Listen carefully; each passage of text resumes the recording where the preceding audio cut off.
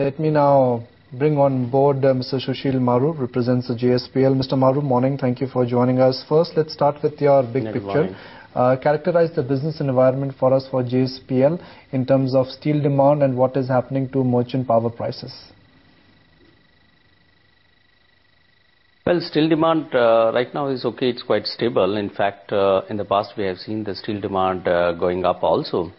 But being the last quarter, normally the steel demand is very good in the market because the stock taking out also takes place and the economic activity picks up during this quarter. And there are expenditure which also happens in various industries. The steel demand is quite firm. The prices are quite firm.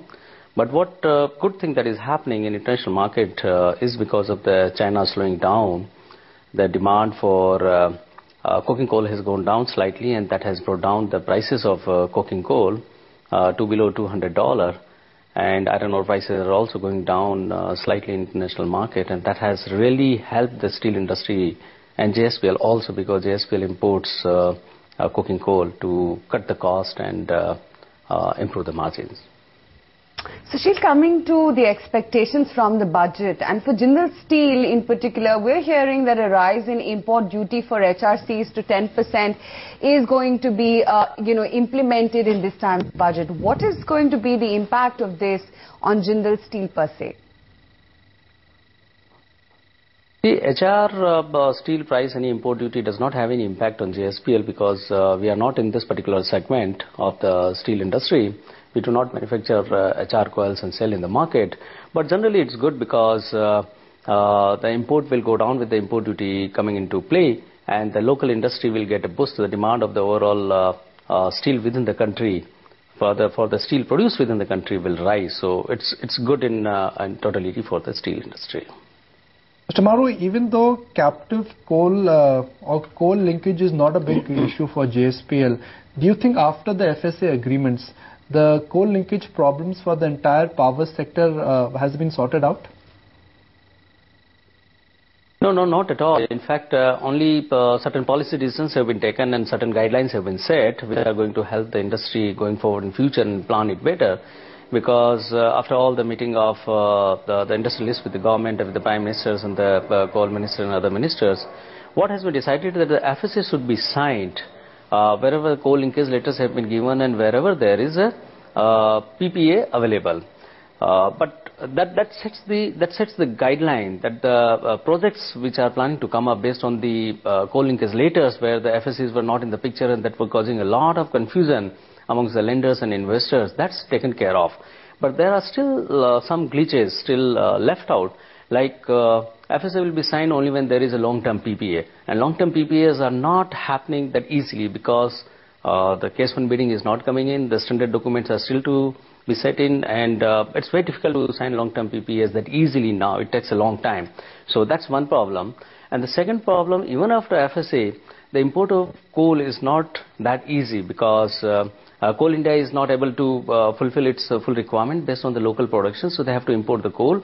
And the decision regarding the imported coal prices to be passed on to the buyer, how they are going to take care of it, whether that will be pooling arrangement or there will be some other kind of methodology which is being talked about, but still to be finalized. So these certain formalities are, certain decisions are still to be taken, and then only we can say that all the problems are taken care of. Is JSPL's current dependence on external coal?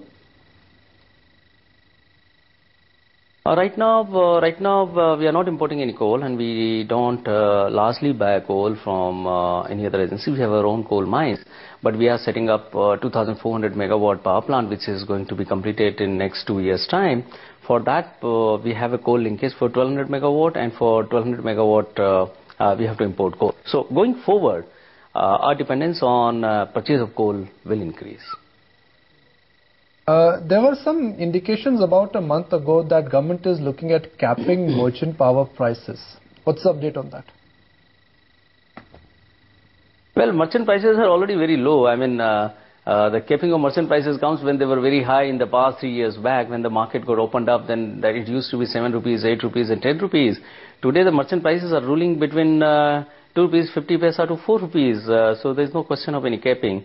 In fact, whenever we talk of higher merchant prices, those are ruling in the southern region, That also because there is no corridor that exists to transfer power from north and western region to the southern region. Otherwise, there is enough power available in the country. In fact, the SEBs are not buying. So generators are in great trouble of selling their power. You look at all the biddings which are taking place in last 4 months' time. In fact, any SEB asking for 1,000 megawatt, they are getting quotes for 3,000 megawatt or so. So it's now a buyer's market. It's no longer a seller's market. So I don't see any reason for capping a merchant price because they are extremely low already. Sushil, what about steel prices? Because steel makers have hiked prices by about 1,000 per ton in March. Has JSPL also hiked prices or is planning to? See, we are in the long product, so largely we sell to construction sector and other sectors. So in the long product, the prices do not get moved on a monthly basis. That what is happening on flat product steel part of product cycle. Our prices almost change every week, every day. In fact, during the day also it changes, like sponge iron what we are selling, like the bars what we are selling, like the plates we are selling, that changes almost on a weekly basis, so we don't take any decision. But the prices have gone up slightly because the import of raw material, the cost has gone up because the rupee has depreciated. What we used to have 44, 45 rupees to 52, and now also ruling around 50. Mr. Maru, insiders are telling me that JSPL is close to acquiring a local 500 megawatt power plant. Is that true? See, you remember that we have advertised in the paper in Jindal Power that we are interested in acquiring any power plant 1000 megawatt plus and subject to fulfilling our requirements, whether it's the initial stage or whether it's the advanced stage. So we advertised and we got large number of requests from many companies. We have examined in the past, and we keep examining all the power plants whatever available. So at any point of time we are always examining power plants which are available in the market. But there is a very thin line acquiring and not acquired, because even if we are close to acquiring any power plant and finally it doesn't happen, we have seen it many times. So when we sign the contract and when we say yes, we have acquired it, then only we can call it acquisitions. Otherwise it can slip away at any point of time. So it's very difficult to comment on the Adhonik Group, because that's what I understand, that JSPL is talking to Adhonik Group and the negotiations are in the advanced stage. So what I want to understand from you, when are you planning to cross that thin line? No, I won't say that there's any kind of negotiation at advanced stage. But we keep examining all the projects which are available in the market. But I won't say that we are very advanced stage with any kind of power plant opportunity available in the country at this stage.